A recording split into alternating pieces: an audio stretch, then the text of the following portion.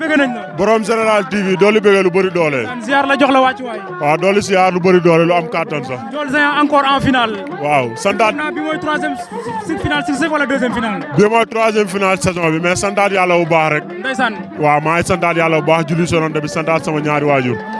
waaw di nuyu samay supporters yëpp bàyyiwuma kenn xam nga affaire yi saa day metti mais xam nga dama leen dégg tout le temps waaw noonu la demee waaw. am final mbër mu mag le grand champion Sékou Diouf loo koy wax ak loo ko indil. waaw di ko nuyuwaat rek xam nga ñoom dañ leen nuyuwaat rek di leen sargal di leen jox seen wàccuwaay bu baax na ñoom dañuy gumbe instant ñu toll nii di leen ñaanal jàmm ak sutura ñu yeggali seen carrière si jàmm quoi man loolu laa am lu may wax si moom di ñaan yàlla may ma ndam si kawam xam nga. mais bàyyi ko xale yi donte mag la mais bàyyi ko xale yi. non ndaanaan la ndaanaanu bërekat la quoi xam nga bëri naa ay magam bëri ay moromam di bëri ay rakam kon dañ koy ñaanal li des si carrière am xam nga mu yeggale ko si jàmm quoi xam nga di sant ñi may